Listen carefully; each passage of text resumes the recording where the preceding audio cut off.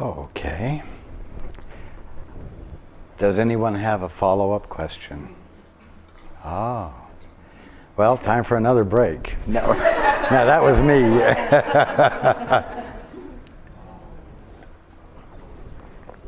Okay, hands again.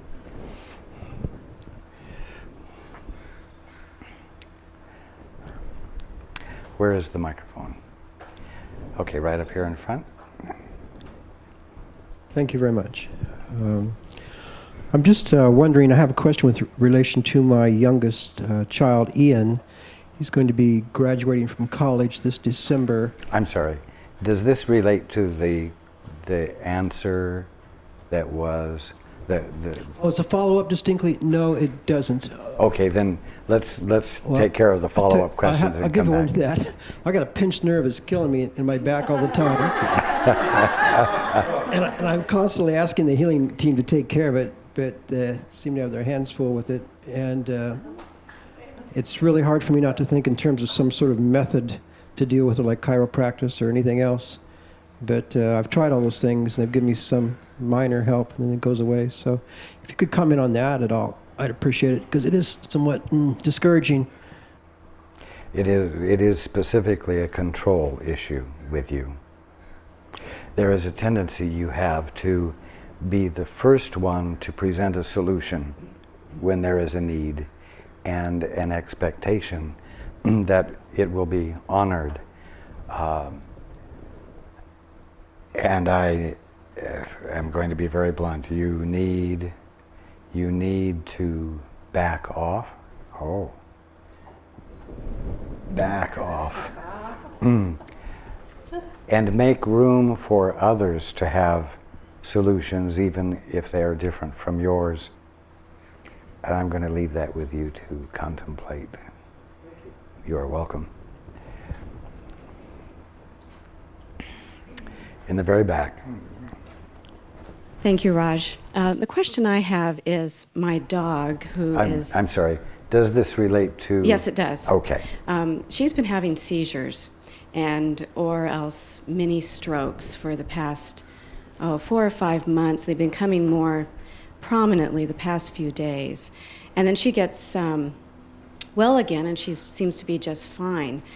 And what I've been trying to do is look at her with love and acknowledging her perfection and feeling that this is an illusion that I have about her.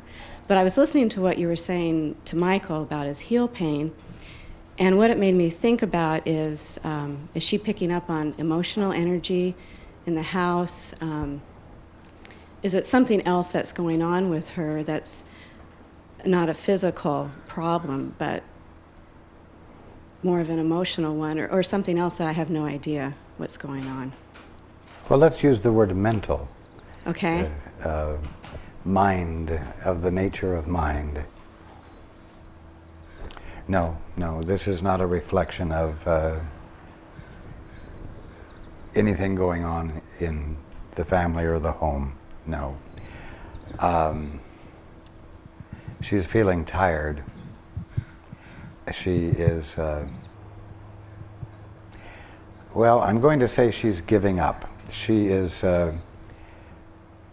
not wanting to be here. It isn't that she's not wanting to be here. It is that she is not wanting to put forth the energy to be here. And so she is slowly leaving, but on purpose. Now, you cannot willfully, you cannot, even for the best intentions, force her to accept the truth about her. But you can, nevertheless, embrace her in the awareness that just like you, she is eternal, and the visibility and tangibility of her is eternal. And just as with you, her body is there to identify her presence perfectly. Remember that. It isn't that your body is here to identify the presence of your individuality. It's here to identify it perfectly. And so in spite of the way she might be experiencing her body, you can choose to apprehend it correctly, honor it, embrace it, be grateful for its intent to identify her perfectly. And in that way, because there are no private thoughts, you will be sending messengers of truth, if I may put it that way, to her that will make it easier for her to shift her intent. It's just that you cannot force it on her, and that is what I would encourage you to do. Know the truth about her, in other words. You don't know the truth about her to make her do anything. But you do know the truth about her so that you're not contributing to her confusion. And so that you are providing an environment in which it's easier for her to have a shift of perception. Okay. So I need to provide this environment, but not, I've thought about having her put to sleep, taking her to the vet, because she takes a while to recover from these, and it's very hard on the family. But I should just try to provide this environment and not do anything like that. It is not appropriate at this time to Okay. take that kind of step. No. Okay. Okay, thank you. You're welcome. Okay. Follow-up question still? Okay, right here. When you were speaking before the break, you mentioned guilt, judgment, and guilt, and I was confused about what you meant. Who has the judgment? Who has the guilt?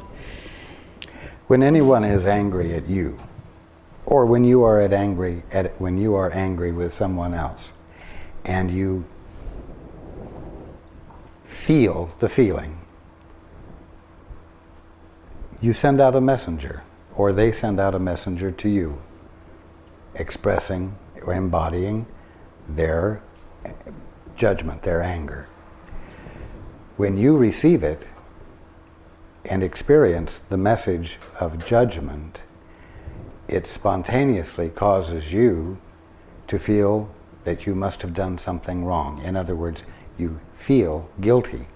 You end up carrying a feeling of guilt, and then you try to find out what you did wrong, not realizing that that was a response to a message sent to you of judgment that was in the eye of the beholder and not yours to deal with. You see now what I mean? Yeah, I understand. Okay. And also... Now, mind you, when you allow yourself to harbor angry, unloving thoughts about someone else, you're sending out the same invitation to guilt, because you can't have a private thought. And so you have a responsibility not to do that. It's not like you're wearing sunglasses that are silvered where nobody can see that you're looking at them, and so you can privately look at things you ought not to be looking at. You don't have private thoughts, and so you can't privately be angry and not have an effect to it. Do you see what I'm saying? The messengers will be sent out. Every thought you have is a messenger. So, you can't say, well, it can't hurt them because it's just going on in my mind. You have a responsibility. And I affect people that way. Everybody does, yes.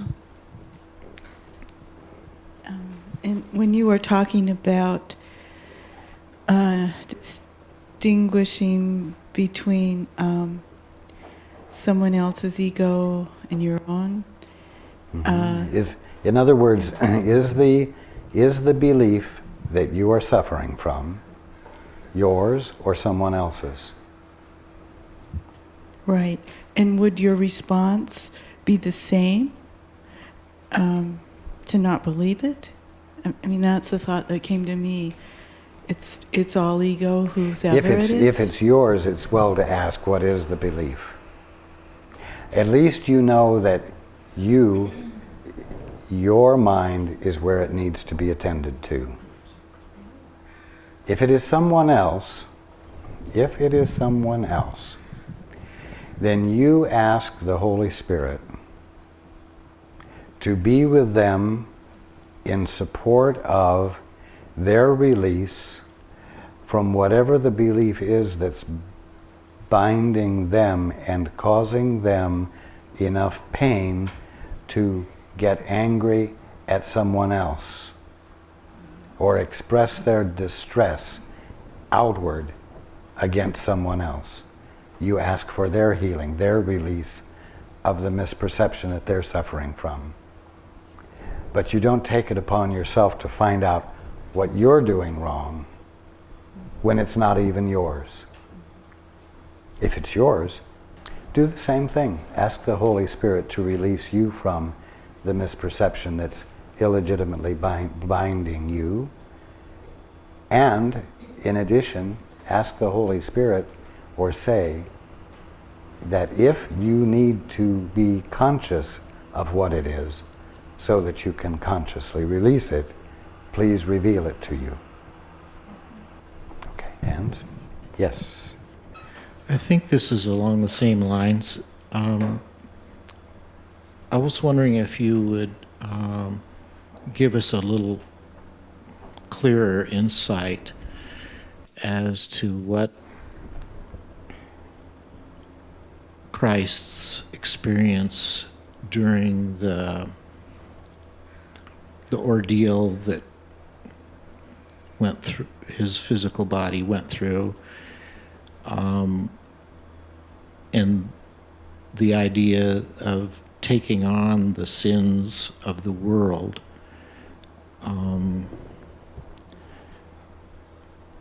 and also something that's always kind of been. I'm not going to let you go further than that right now. Okay. Taking on the sins of the world. That's like taking on a big fat zero, isn't it? Right.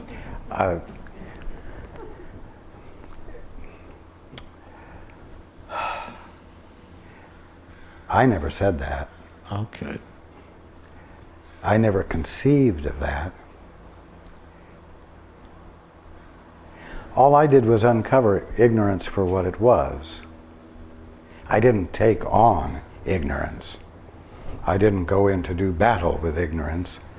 What you do to ignorance is show that it's nothing but ignorance and valueless, and that's all there is to it. And that's what I'm still doing today.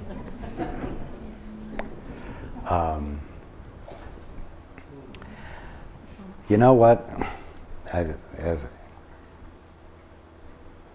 Each of you has to retrace the steps you took away from your clear mind. I can't take that away from you. I can't relieve you of that.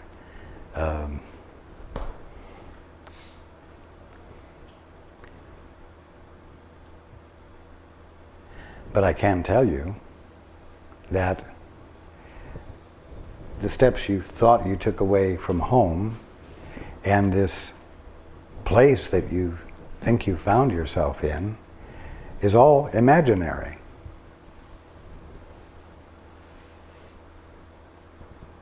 And you're still like me, even though you insist that you're not, even though it's unbelievable to you that you are.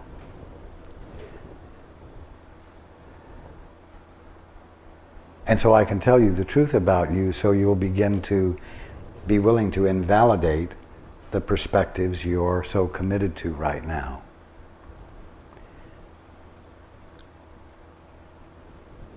The sins that you've engaged in amounted to more big fat zeros.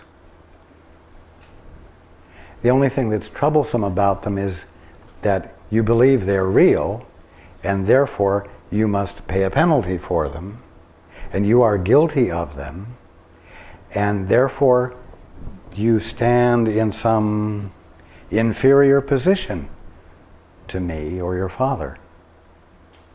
You see? And as long as you believe that, you suffer from that. But I have to tell you that the suffering isn't real. The insistence upon doing what doesn't work must stop. You must stop insisting on doing what you can't do and believing that you've done it, and then suffering from believing that you have done it. You must stop that. You must stop the self-defeating behavior. But there aren't the sins of the world that weigh heavy on the heart of the Lord. Just imagine yourselves right now. This is the truth. You don't have to imagine this. This is the truth. Right now, right here, you're all in the middle of the kingdom of heaven. And like someone hypnotized, you're walking around saying, I'm a sinner, I'm a sinner, I'm a sinner, I'm a sinner. But you're all the Christ. Imagine yourself, for the sake of the image, in glistening white robes, the Christ. Like you might imagine me walking around in the middle of the kingdom of heaven saying, I'm a sinner, I'm a sinner, I know I'm a sinner. Oh, I've done so many wrong things, I'm a sinner. And not only that, it weighs heavy on the heart of the Lord. Oh my God, I'm really a sinner. Imagine me saying that. That's incongruent to you. I'm letting you know that as I watch you walking around doing it, it's incongruent for you. And it's the mindset, it's the imagination that you give such commitment to that is the only thing that blocks you from waking up and seeing yourselves all as you really are. And healed to boot. Healthy to boot. Does that answer your question? Well, I'm telling you it does. Okay. More follow-up? Okay, right here. I'm wondering how a person who is in the healthcare profession can help the people that they come into contact with. Like, I sort of understand, I can almost understand, but I don't. How do I deal with the patients that I work with, or should I even be working with patients? Because it makes it harder for me to understand what the truth is, because is it reinforcing my false beliefs, or am I reinforcing theirs? Or sometimes I get really lost trying to figure that out, what my role is. For the most part, everything you do involves meeting the need in language that the person is willing to receive. If they wanted what we're talking about, they would be going to a different kind of healthcare professional. If they were able to accept it, they would go to a different kind of healthcare. We'll say a metaphysical or a spiritual teacher of some sort, or start reading books. Even, and this is not a plug, Wayne Dyer's book, The Power of Intention. But nevertheless, no matter where you are in your stuckness, no matter where anyone is in their being blocked up to their fulfillment, truth meets them where they are. Love meets them in the language, the furthermost forward language that they can let in. And that is what you're doing. So I'm okay where I am. You are okay where you are. I do ask for guidance as I walk in the doors. And you are a blessing to those that you work with. Yes. And they are a blessing to me as well. I've That is gotten true. as much back. Okay. Yes. Hands again. Any more follow-ups? We lost a hand in the back. Well, my question has partially been answered, I feel was answered, but I wanted to make a comment about the prayer you gave in the course, which is one of my favorites, about I am here only to be truly helpful. And it goes on to say at the end, and I will be healed as I let you teach me to heal. And that took real significance to me as I was listening to you about we really don't understand healing when we're thinking of body parts and in our perceptual concepts about ourselves, which are not unified as one as our being and our mind. So this prayer takes on even more significance because we're really learning how to heal as we're listening for you to let us teach us to heal. Yes, and the interesting thing is that you all think you're like, that your body is like a string of Christmas tree lights, the kind where one light bulb goes out, all of the light bulbs go out. One part of your body becomes dysfunctional, the whole body suffers. One part goes out, all the rest of the body goes out. You've got to understand that you could say every organ, every tissue, every bone, every cell, every connective tissue, every identifiable part of your body is like a bulb on a string of lights that are unaffected by what any single light does or doesn't do, because their function is held in place by something, well, by the Father, by God, by the mind that is being itself right there as you. And ultimately, the fact is that none of the bulbs can burn out, actually. You frighten yourselves by thinking that you are made up of a lot of body parts that are interdependent upon each other, and they must all cooperate with each other in order for this body to be healthy. And as a result, you think there are so many things that could go wrong. And that puts you in a constant state of threat and also fear of your body. I want you to practice looking at things, especially if they seem not to be functioning properly, even if it's a sprinkler head, okay? And immediately declare, remind yourself by declaring, that is not matter, meaning that you are acknowledging that is an idea.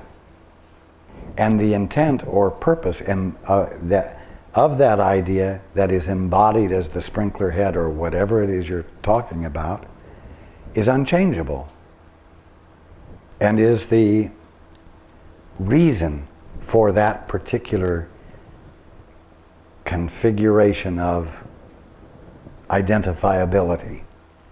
The idea is what is responsible for what you're seeing, in other words. And the idea is what you are seeing. And therefore, the malfunctioning sprinkler head does not need to wait for a new spring or to be replaced or until some physical event happens, because the acknowledgement of the fact that it's an idea that cannot leave its source hasn't left its source, and therefore is unchanged, and there's no matter there to correct or to be flawed or to deteriorate or to malfunction. Remind yourself often, that's not matter, it's an idea, a living idea in the mind of God. And one thing isn't dependent upon another thing. All things are dependent upon that which is being them right now. When you dissociate any forms that you're experiencing from matter, when you disidentify them as being made of matter and re-identify them as ideas, you make your conscious awareness fertile ground for seeing the truth of the statement, "Behold, I make all things new." Creation is always current. It wasn't started a long time ago like a perpetual motion machine, and now it's just all perpetual motion. Right now, God is being you, and He's not being you as older than you were or younger than you will be. God is being you perfectly right now, forever. Now I tell you that, and what that is supposed to do is to inspire in you a curiosity to be seeing that and experiencing that, instead of what you've been conditioned to see by others as well as by your own faulty thinking and reasoning and bad conclusions that you've come to. Okay. Follow-up question? Right here. This goes back to the first question and answer, but it challenged a perception I've had. I realized that death is equated with the deterioration of the body, and ultimately the body dies and you're both gone. Now you're saying that the body goes on forever, as I've always understood the soul does. So But you've heard of a disembodied soul, right? Well, have you heard that phrase? Yes, the words? Yes. yes. And everybody thinks, well, the soul goes on without the body, as though the essence and the totality of you is nebulous. And it's not true. Well, that's the part I'm finding really interesting to grasp now. And the idea that, so I'm wondering, is there indeed a true correlation between the death and the deteriorating body, or does the body merely accommodate the path of the soul? When it's time for us to exit, does the body somehow support that idea? Or it's just...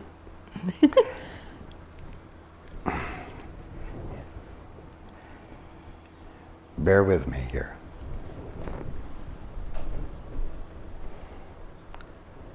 The moment after you apparently pass on, you discover that you're not dead. So that you discover that dying didn't occur. Birth and death are illusions. When you walked in the front door today, did you suddenly come into existence? You did for me. As far as my viewing you from this house, did you suddenly come into existence? And when you go home today and walk through that door and out of sight, have you ceased to exist? And if you had a sore toe before you left, will the sore toe be gone after you're out of sight? No, because this event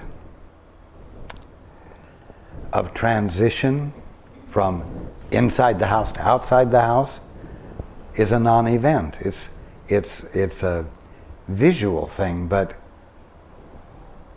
for you it's not an event at all. It's part of the continuity of your ongoing experience, right? So it isn't. When you go out of the house, is your body going to accommodate your soul and somehow keep up with it? No, because there was nothing for it to keep up with. There was nothing. There was no separation that occurred.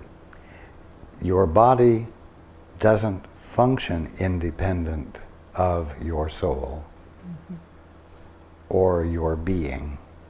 It's inseparable from it. It can't keep up, it can't drag behind.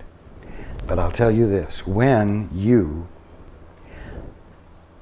are trying to use your body to perform a function that it wasn't created to perform, you create for yourself a dissonant experience, you see. And you call that dissonant experience illness, suffering, pain, and terminal illness. When that happens, has your body actually stopped identifying you perfectly? No, because it's identifying the divine one that you are perfectly. It persists and continues to do that no matter what, because it's incapable of doing otherwise. Therefore, your misuse of it